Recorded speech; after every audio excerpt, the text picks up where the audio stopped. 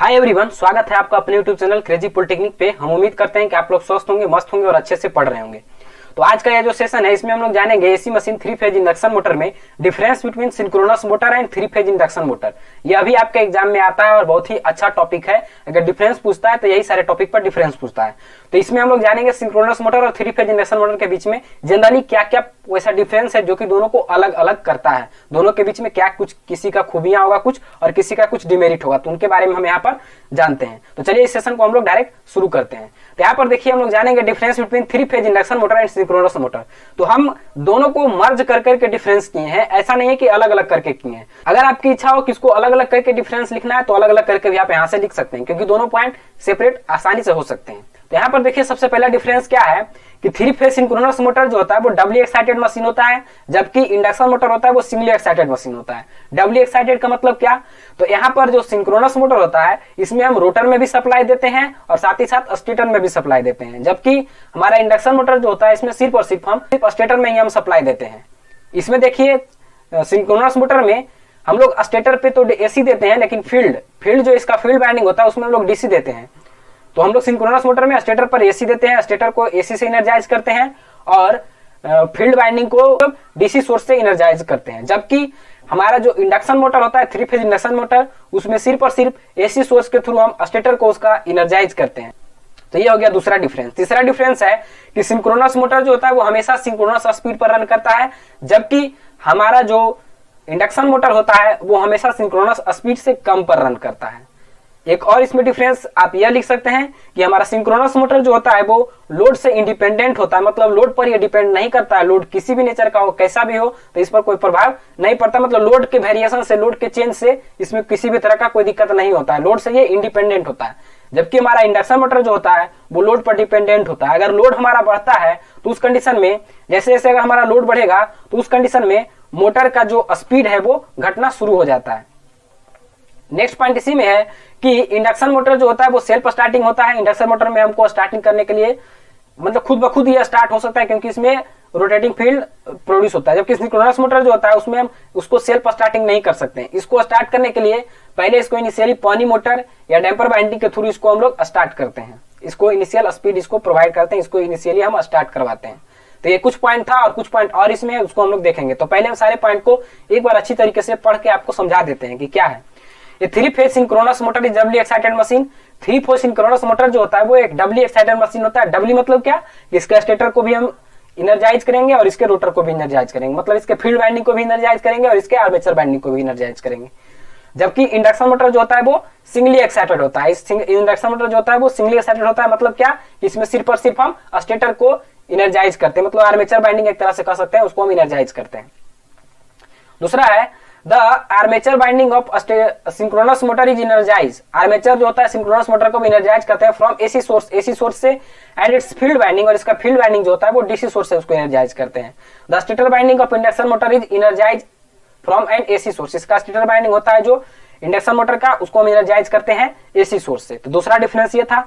तीसरा डिफरेंस है कि synchronous motor always run at synchronous speed.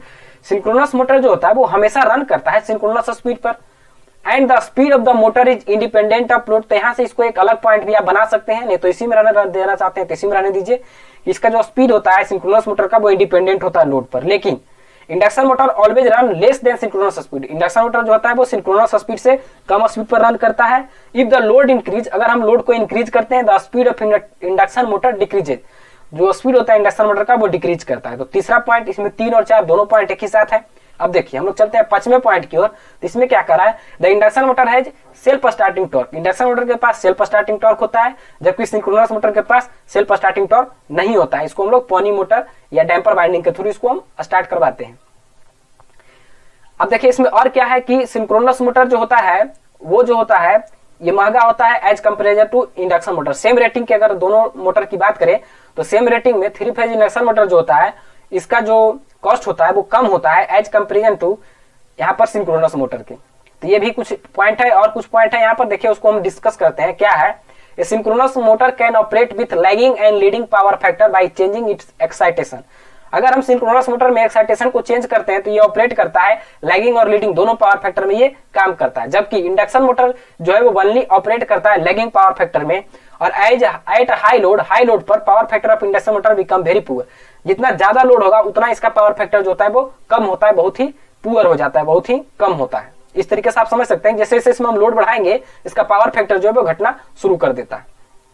Next point है the synchronous motor can be used for power factor correction in addition to supply torque to derive mechanical load.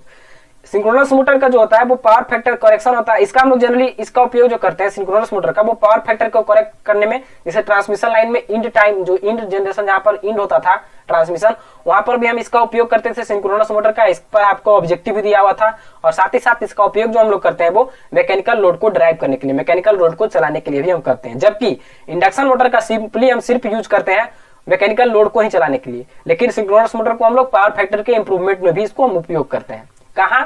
जहां transmission line होता है, end of transmission line पर भी हम इसका उपयोग करते हैं। अब देखिए पावर फैक्टर को इंप्रूव करने के लिए। नेक्स्ट पॉइंट है the synchronous motor is more efficient. Synchronous motor जो होता है वो ज्यादा एफिशिएंट होता है then and induction motor, induction motor से of the same output and voltage rating. दोनों अगर सेम आउटपुट और वोल्टेज रेटिंग का हो तो उस कंडीशन में हमारा सिंक्रोनस मोटर जो होता है वो ज्यादा एफिशिएंट होता है इंडक्शन मोटर से। नेक्स्ट पॉइंट है the synchronous motor is costlier then induction motor. Synchronous motor जो होता है वो इंडक्शन मोटर से महंगा होता है of same output and voltage rating. Same output और सेम वोल्टेज रेटिंग के लिए अगर हम सिंक्रोनस मोटर को परचेज करें और इंडक्शन मोटर को परचेज करें तो सिंक्रोनस मोटर का जो कॉस्ट होता है वो ज्यादा होता है as comparison to induction motor.